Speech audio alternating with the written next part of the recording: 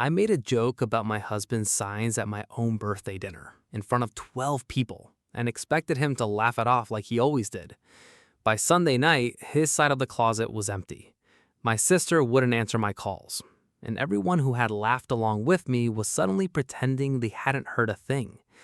I'm telling this story now because the worst part isn't that I lost him. It's that I handed him the scissors myself and acted shocked when he finally cut himself free. My name is Vanessa. I'm 34, and my husband's name is Marcus. We had been married 6 years by then. He was the kind of man people described as solid, which I used to hear as boring. Reliable, quiet, the guy who carried the cooler, paid the deposit, remembered everyone's allergies, and stood slightly behind me in photos because I liked being centered. My birthday was on a Friday, and I wanted a big dinner at the small Italian place downtown. Not huge, just enough people to feel seen. My sister Paige came, my closest friend Nicole came, a few couples from work. Marcus reserved a private room weeks ahead, put down his card, and had flowers waiting at my chair. I remember noticing the flowers and thinking they were sweet, but not exciting. That was the kind of wife I was becoming. I measured love by whether it entertained me. Dinner was loud in that safe, tipsy way where everybody thinks they are funnier than they are. Someone started telling embarrassing couple stories. Nicole joked about her husband snoring. My coworker Carly said her boyfriend cried during a car commercial. Everyone laughed. Then Nicole looked at me and said I had to give one for Marcus. I could have said he labeled leftovers like a camp counselor. I could have said he folded socks with military seriousness. I had 100 harmless choices. Instead, I went for the cheap laugh. I made a joke about how Marcus was proof that confidence could make up for not bringing much equipment. I even held my fingers close together. The room cracked open with laughter. Not everyone, I know that now. At the time, I only heard the loudest people. And I saw Nicole slap the table, and I felt that little rush of being the woman everyone looked at. Marcus didn't laugh. He just set his fork down carefully, like he didn't want it to make noise. His face didn't change much, which somehow made me braver and uglier at the same time. I added, because apparently one cut wasn't enough, that marriage was about compromise. That got another wave. Marcus looked at me for a long second and asked one quiet question. Was that worth it? I rolled my eyes. I actually rolled my eyes at the man who had planned the whole night for me. I told him not to be so dramatic. I told everybody was joking, and if he couldn't take one little birthday roast, maybe he needed to lighten up. He stood, took his jacket from the back of his chair, and told the table he hoped everyone enjoyed the rest of the evening. No scene, no raised voice, no insult back. That embarrassed me more than if he had yelled. So I made a face after him, like, see what I deal with? A few people laughed again, but softer. When I got home after midnight, his truck was in the lot. I thought that meant he had cooled off and gone to bed like always. The flowers from the restaurant were in the trash, still wrapped in ribbon. And on the kitchen counter, beside his keys, was a plain manila folder I had never seen before, with our lease, bank statements, and a copy of our marriage certificate stacked inside, like he had been waiting for a reason to open it. At first, I was angry about the folder. Not scared, angry. That tells you a lot about where my head was. I stood in the kitchen in my heels, still smelling like wine and garlic, and flipped through papers I didn't understand because I didn't want to understand them. Marcus came out of the bedroom in sweatpants and an old gray shirt, his face washed clean of the dinner. "Are you leaving me?" I asked, like I had caught him doing something wrong. He looked at the folder, then at me. "I don't know yet." That answer hit harder than yes. I laughed, sharp and fake. "Because of one joke?" "No," he said, "because you thought of it, because you said it, because you kept going after you saw my face, and because I can name 10 other times I asked you not to make me the punchline." I hated that he said it calmly. Calm made it sound true. I told him he was overreacting. I told him men were too sensitive now. I told him he knew I didn't mean it. He asked, "Then why did you choose something you knew would hurt?" I had no answer, so I attacked the question. "You're really going to ruin my birthday over this?" Something changed in his eyes then. Not rage, not even sadness. It was more like a door closing inside him. "Happy birthday, Vanessa." He walked past me, took his keys, and left. I called after him. I called him childish. I said if he walked out, he could stay out. The door shut before I finished. I expected him back in an hour. I woke up at 5:40 on the couch with mascara stuck to my cheek and 37 unread messages from the birthday group chat. Pictures, heart emojis, jokes about Marcus's dramatic exit. Nicole had posted a selfie of us holding cocktails with the caption, "Birthday Queen survived the roast." I stared at it until my stomach turned. Marcus had not come home. I called him straight to voicemail. I texted, "Are you serious right now?" Then, "Come home so we can talk." Then, because I was still proud more than sorry, "You embarrassed me too." No reply. Around 9, Paige called. "Is Marcus okay?" she asked. That annoyed me. Not, "Are you okay?" Not, "Fun night." Marcus? "He's punishing me," I said. There was a pause. "Vanessa," she said carefully, "what you said was really cruel." My own sister. I snapped that she laughed too. She went quiet again, and when she spoke, her voice had changed. I laughed because I was uncomfortable, not because it was funny. That sentence found a crack in me, but I plastered over it fast. "Well, thanks for the support." She sighed. "I love you, but you need to apologize without defending yourself." I hung up on her. By noon, I was pacing the apartment, checking windows like Marcus might appear in the parking lot. His toothbrush was gone. So were his work boots, laptop, and the framed photo from our honeymoon that used to sit on his nightstand. That scared me in a way the empty bed hadn't. I opened the folder again.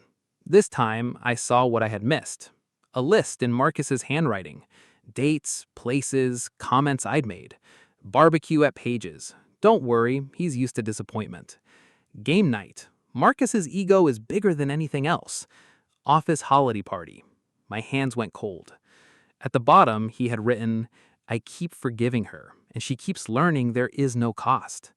For the first time all morning, I stopped thinking about how humiliated I felt. I started wondering how long he had been humiliated by me. By Saturday afternoon, the group chat went quiet. That's when I knew people were talking somewhere else. I kept opening Marcus's list, then closing it, like the words might change if I punished the paper enough. Every line was a memory I had edited in my own favor. I remembered myself being witty. I remembered Marcus smiling. Now I wondered if what I called a smile had been him swallowing pain. At 3 o'clock, I drove to his brother's house. Derek opened the door and didn't invite me in. That alone should have told me everything. Derek was the easygoing one, the guy who hugged everybody and kept extra beer in the garage. Is he here? No. Don't lie to me. His jaw tightened. I'm not lying, and you don't get to come here swinging. I folded my arms. I just want to talk to my husband. Then maybe you should have talked to him like one. The words landed clean. I looked past him into the house, hoping Marcus would appear, hoping I could see his face and decide what version of myself to be. Derek stepped into the doorway, blocking my view. He asked me not to tell you where he is. I laughed, because crying in front of him felt impossible. So everyone's against me now? No, he said. People are just tired of helping you pretend you're harmless. I drove home shaking, not from guilt yet, from losing control. When I got back, Nicole was at my door, holding a cupcake box. For one relieved second, I thought she had come to be on my side. She hadn't. I saw the post. What post? She wouldn't meet my eyes. Carly's husband put something on Facebook, not naming you, but people know. My mouth drew dry. The post was short, a vague little sermon about respecting your spouse in public. How cruelty disguised as humor is still cruelty. How some laughs cost too much. There were no names. There didn't need to be. Under it, people from dinner had commented with praying hands, hearts, and little sentences like, "I was there. It was awful." Awful. Not hilarious, not iconic. Awful. I threw my phone onto the couch. Unbelievable. Nicole sat beside me. "Vanessa." I laughed. "I shouldn't have. I'm sorry for that. But you were the one who said it." I stared at her. "You pushed me to tell a story." "I didn't push you to humiliate him in front of his friends." The specificity made my skin burn. "That's not what it was." She gave me the saddest look. Yes, it was. I wanted to throw her out. Instead, my voice cracked. He's my husband. He knows me. Maybe that's the problem, she said softly. Maybe he knows this wasn't an accident. After she left, I sat on the floor by the couch, phone in my lap, watching my life shrink into screenshots in silence. At 7, Marcus finally texted, "I'll come by tomorrow morning for more of my things. Please don't be there." That was it. No "we'll talk," no "I need space," just logistics. I typed a paragraph, deleted it, typed "I'm sorry," deleted that too because it looked too small. Then I wrote, "I'll be here. We need to fix this." His reply came 1 minute later. "You don't decide that alone anymore." I read it until the letters blurred. For the first time, I understood that he wasn't trying to make me chase him. He was learning how to walk away. Sunday morning, I made coffee, like it was any other day. That was my last little performance for myself. 2 mugs, his with the chipped blue rim, mine with the lipstick stain that never washed out. I set them on the counter and stood waiting for the sound of his key. At 9:03, Marcus knocked. I opened the door and saw him with Derek and 2 cardboard boxes. Behind them was a small rented van. My heart dropped so fast I grabbed the doorframe. "You brought help?" Marcus's eyes moved past me into the apartment. "I asked you not to be here." "I live here." "I know." That was all he gave me. Derek stayed quiet as they went to the bedroom. I followed, talking too much. I apologized, then explained, then apologized again with explanations still attached. Marcus folded shirts into a box like I was weather. "I was drunk," I said. "You'd had 2 glasses of wine. I was trying to be funny." "You were." That stopped me. He looked up then and his face was exhausted. "They laughed, Vanessa. You got what you wanted." I started crying. Real tears, finally, but late tears are not magic. They don't rewind anything. "I'm sorry," I whispered. He held the stack of sweaters against his chest. "Are you sorry you hurt me or sorry people noticed?" I opened my mouth. Nothing came out. His shoulders lowered like my silence had answered for me. In the closet, half his side was already empty. I hadn't noticed how many things were his until they started disappearing. The good sheets his mother bought us, the toolkit under the sink, the framed print in the hallway, the cast iron pan I used more than he did but had never bought. He didn't take anything petty, and that made it worse. He took exactly what was his. In the living room, he paused at the bookshelf and lifted the honeymoon photo. I reached for it without thinking. "Please don't." He looked at my hand, not unkindly. I need one thing from before I started feeling small in my own marriage. The word small broke something in me. I sat on the couch while they carried boxes out. My phone buzzed again and again. Paige, Mom, Nicole. I couldn't answer any of them. When Marcus came back for the last load, I followed him to the door. "Is this separation? Divorce? What are we doing?" He turned around and for the first time all weekend, I saw anger. "We are not doing anything. I am leaving. I am getting legal advice. I am sleeping somewhere I don't have to wonder if the person beside me is storing my insecurities for her next joke." I covered my mouth. He softened a little, which almost hurt more.